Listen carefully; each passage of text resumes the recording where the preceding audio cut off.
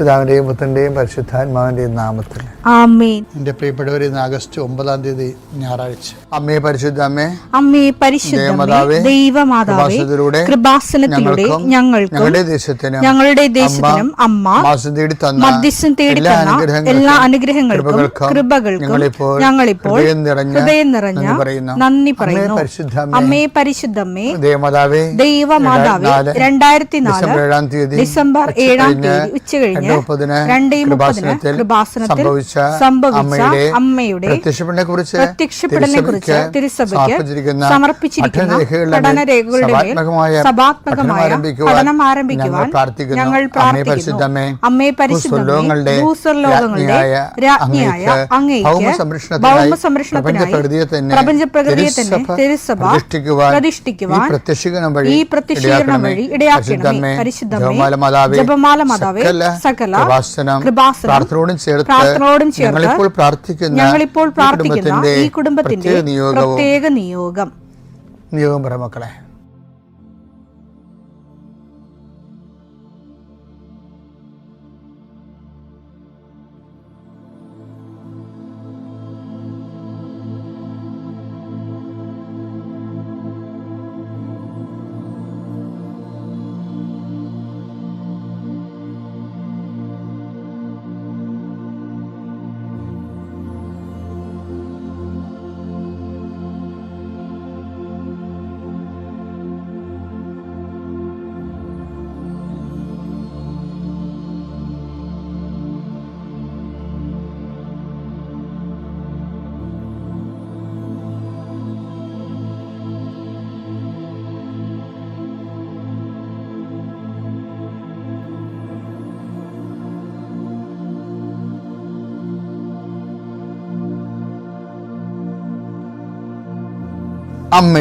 അമ്മയുടെ പ്രത്യക്ഷീകരണത്തിന്റെ ഈ അനുഗ്രഹവേളയിൽ ഞങ്ങൾക്ക് സാധിച്ചു തരുവാൻ കനിയണമേ. ആമേൻ. വിശ്വാസ പ്രമാണം. സർവശക്തനായ പിതാവും ആകാശത്തിന്റെയും ഭൂമിയുടെയും സൃഷ്ടാവുമായ ദൈവത്തിൽ ഞാൻ വിശ്വസിക്കുന്നു. അവിടുത്തെ ഏകപുത്രനും ഞങ്ങളുടെ കർത്താവുമായ ഈശോമിശിഹായിലും ഞാൻ വിശ്വസിക്കുന്നു. ഈ പുത്രൻ പരിശുദ്ധാത്മാവിനാൽ ഗർഭസ്ഥനായി കന്യകാമറിയത്തിൽ നിന്ന് പിറന്ന് പൊന്തിയോസ് പീലാത്തോസിന്റെ കാലത്ത് പീഡകൾ സഹിച്ച് കുരിശിൽ തറയ്ക്കപ്പെട്ട് മരിച്ച് അടക്കപ്പെട്ട് പാതാളങ്ങളിൽ ഇറങ്ങി മരിച്ചവരുടെ ഇടയിൽ നിന്ന് 3-ാം നാൾ ഉയർത്ത് സ്വർഗത്തിലേക്ക് എഴുന്നള്ളി സർവശക്തിയുള്ള പിതാവായ ദൈവത്തിന്റെ വലതുഭാഗത്തിരിക്കുന്നു. അവിടെ നിന്ന് ജീവിക്കുന്നവരെയും മരിച്ചവരെയും വിധിക്കുവാൻ വരുമെന്നും ഞാൻ വിശ്വസിക്കുന്നു. പരിശുദ്ധാത്മാവിലും ഞാൻ വിശ്വസിക്കുന്നു.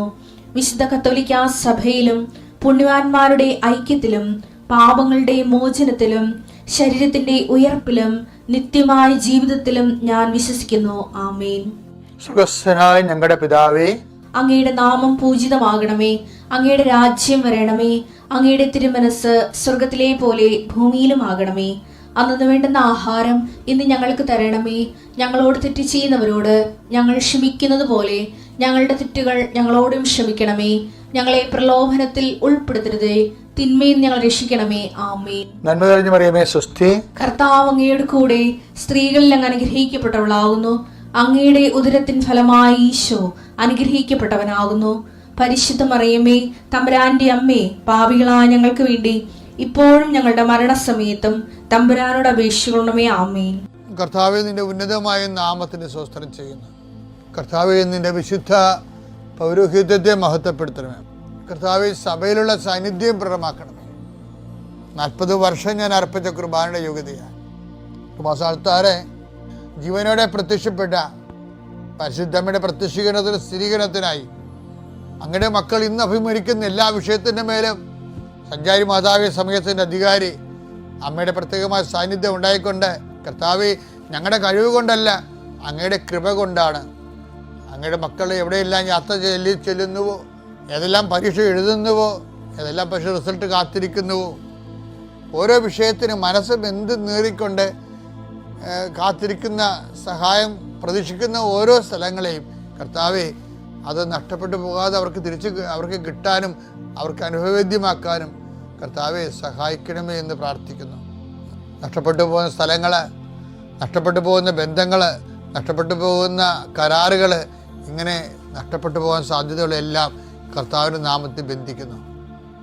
ഓരോ സ്ഥലവും ഓരോ വിഷയത്തെ നീ ആസ്പദമായിക്കൊണ്ട് അതിനെ അധികരിച്ചുകൊണ്ട് ഓരോ വിഷയത്തിൻ്റെ മേലും നീ ആഗ്രഹം അവലംബിച്ചുകൊണ്ട് അത് ഓരോ ഡേറ്റും ഓരോ നീ പ്രത്യാശയോടെ കാത്തിരിക്കുന്ന ചില വ്യക്തികളുടെ വരവ്, പ്രത്യാശയോടെ കാത്തിരിക്കുന്ന ചില ഓഫറുകൾ, പ്രത്യാശയോടെ കാത്തിരിക്കുന്ന ചില തീയതികൾ എല്ലാം എൻ്റെ ദൈവവേദനെ നിനക്ക് അനുഗ്രഹമായി മാറട്ടെ.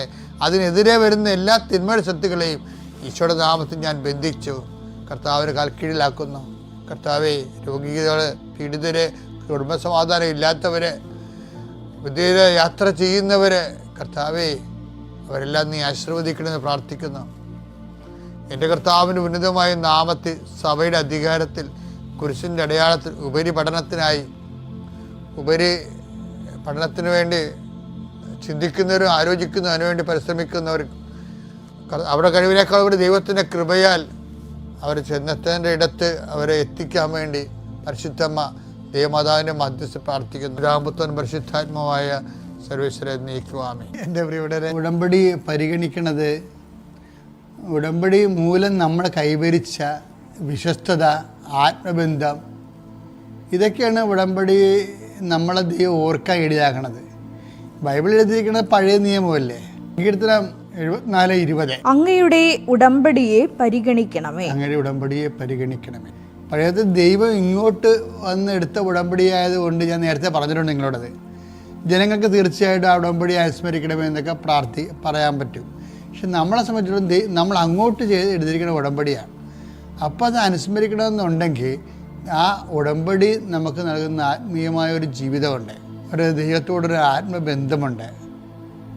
അപ്പോൾ അത് ദൈവത്തിന് പ്രൂവൻ ഫാക്റ്റ് ആയിരിക്കണം. എന്ന് വെച്ച് കഴിഞ്ഞാൽ നമ്മളെ കാണുമ്പോൾ നമ്മുടെ കഴിഞ്ഞ കാലങ്ങളിലുള്ള ഇത് കാണുമ്പോൾ ദൈവത്തിന് തോന്നണം